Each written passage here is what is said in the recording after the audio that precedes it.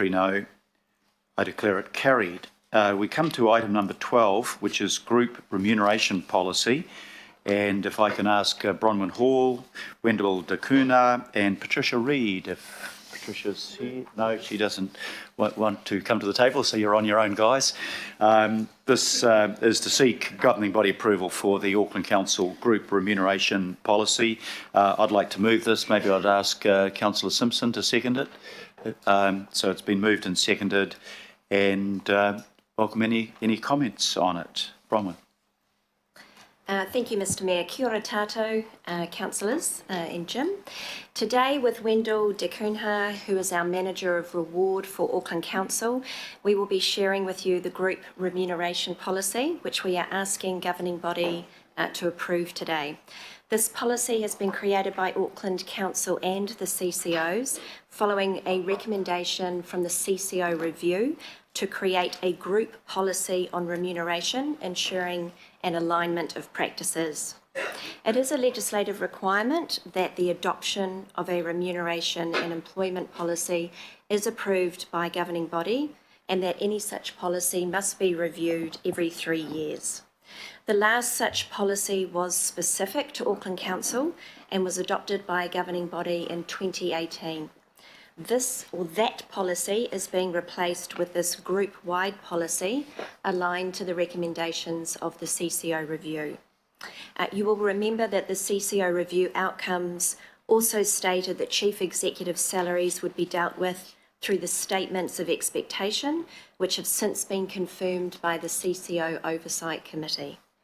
I will shortly hand over to Wendell to elaborate a little more on the process and the key areas covered in this policy. I do note that in creating the group policy, it was also considered how the implementation would impact on the well-being of our people and enable the group to deal with various challenges in the talent market, remuneration being a key element in our overall approach to attract and retain talent to deliver for Auckland. Thank you, and over to you, Wendell. Thank you, Ron, and kia ora, Mayor Goff, councillors and Jim. The creation of this policy was a collaborative effort with the officers responsible for REM across the group working together to develop it. The draft policy was then shared with the PSA union for feedback, and the final draft presented to the group chief executives meeting. Each of the CCOs subsequently presented this to their board of directors, who have all now supported and endorsed this policy in April. Moving forward, the working group of officers will continue to meet regularly, sharing information and evaluating practices while ensuring insights are shared with the group chief executives for their consideration. To ensure consistency across the group, the current Auckland Council policy was used as a basis to develop the group remuneration policy. I will first cover off areas that will continue on from the 2018 Auckland Council policy into the group REM policy. Firstly, the 4 principles which the group will adhere to. These are fairness, which reflects our commitment to a diverse and inclusive workforce, ensuring pay parity, and the use of proven methodologies and practices. Second is financial responsibility, which ensures prudent decisions while we ensure we have the right talent to deliver on our vision. Social equity through a living wage, acknowledging our commitment to a living wage, and always prioritizing our people who may need it the most. And finally, contribution, which ensures we are rewarding the right outcomes for Auckland. Job evaluation is the methodology we use to create salary bands. We remain committed as a group to use proven methodologies that are aligned. Market positioning, we refer to using the public and private sector and compared to the median of the market. All CCOs and Auckland Council use the general market fixed REM as a benchmark consistently. The REM on appointment process is aligned to the 2018 remuneration policy. This involves all recruitment and placing into appropriate salary bands. Similarly, approval processes are aligned for all out-of-cycle increases that may be used to address any market relativity or internal equity issues. There are 3 new sections defined in the Group REM policy, which were not in the 2018 Auckland Council REM policy. As a group, we have called out a commitment to diversity, ensuring we monitor gender and ethnicity discrepancies, including our commitment to Maori, and address them as needed. Additional sections include the setting of executive leader remuneration in line with the methodology that we use for all jobs, which meets the CCO review recommendation. And as mentioned earlier, chief executive salaries have been set in the statement of expectations. Thank you, Wendell. In conclusion, the approval of this policy by governing body actions the CCO review recommendation. It also ensures common principles that support financially responsible decision-making while rewarding contribution. It continues our commitment to a living wage and fairness in pay across our diverse groups, and it ensures common salary bands for all staff, including senior leaders in each entity, aligned practices when placing staff in salary bands, and ensuring any exceptions are dealt across the group. Thank you, Mr. Mayor. Happy to take questions. Thank you very much, Bronwyn and Wendell. I think this group policy is a big step forward, covering our CCOs as well as our parent body to have that consistency, to include the principle of a living wage, and to get that balance right between our need to remunerate people, to attract them, recruit and retain the people we need, and the balance we've got to find on behalf of our constituents in terms of being fair to them as well, because they fund it. So we have questions first of all, and the first question's in the name of Councillor Kathy Casey. Yeah, thanks. I've got 2 questions, one on the living wage and one on diversity and inclusion. Just remind me about the living wage and payment to contractors. I don't think we're quite there yet within Auckland Council. Is that extended out to the group to pay the living wage to contractors and temporary staff? Be great if it is.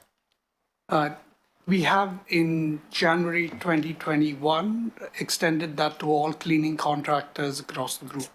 Cleaning contractors? Yes. Excellent. And is there a rollout for the living wage beyond that? Maybe I can answer that. It's a political question. I undertook in the first term to have the living wage for all direct employees of council. That was accomplished. In the second campaign, I undertook to, one, extend that to our cleaning staff, and secondly, to start a process through council where we could determine what other groups should be encompassed in that policy and what the cost might be and how we could do that. So council officers are doing precisely what I was mandated to do by the election, and when we've got the full rollout of cleaners, we'll be looking at how we can extend that to other employees. Thank you, Mr. Mayor. My second question relates to recognising inclusion of the rainbow and rainbow communities within the group. And I see you mentioned gender and ethnic background, but you didn't mention rainbow communities. Could you say a little bit about that? Thanks. Through the chair, gender and ethnicity are just references, but we look at every other demographic as well where we have the available information. Thank you very much. Councillor Richard Hills. Thank you, Mayor, and thank you for this. And I realise this is at a high level, not an operational level, but I have 2 questions. My first is on if there is scope within this, or does this give scope for changing the policy? I think there's a policy that, and I may be wrong, that when someone moves to a role for a short time or an acting role, they receive 10% increase on their current salary from that role. But my concern is sometimes people are sitting in acting roles for months and sometimes years, and they're not properly remunerated for the actual role they're in. And it might be a question for someone else, but just wondering if this policy precludes that, or that can be looked at separately, because sometimes people, I just feel worried that that is a benchmark we set for people to sit in and not a band they're in? Through the chair, the policy does state minimum of the band or 10%. So if someone is acting in a higher position, they are definitely paid within the band range of the band they're acting up in. Thank you. And maybe if I can just remind councillors, what we're doing is looking at the principles that govern this, and we're looking at the methodology and the benchmark process. But it's really important that we don't get into the detail that is operational and the responsibility of the Chief Executive. So just put that on record for everybody, please. And that's why I caveated it at the start, but as I'm aware, I get told those things all the time, so it's important to at least put it out there.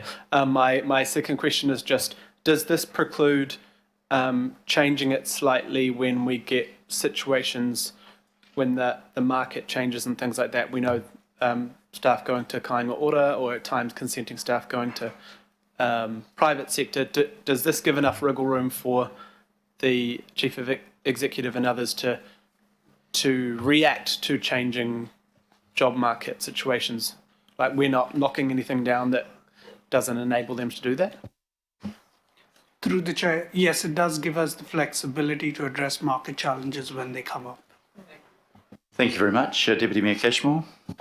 That was exactly the same question as I had to, so that the Chief Executive can retain the capacity and capability within our staff as compared to the private sector. So thank you. That's been answered. Thank you. Councillor Darby. Thanks, Mayor. My question relates in some way to the discussion we're going to have at the Planning Committee soon on the Regional Land Transport Plan and the enormous amount of work we've got to do there to reduce emissions. But it does relate to the remuneration package and its salaries and the benefits. And currently there are car parking package benefits that some staff receive. I know that this has been eliminated at Auckland Transport. No one gets a free car park at Auckland Transport except visitors.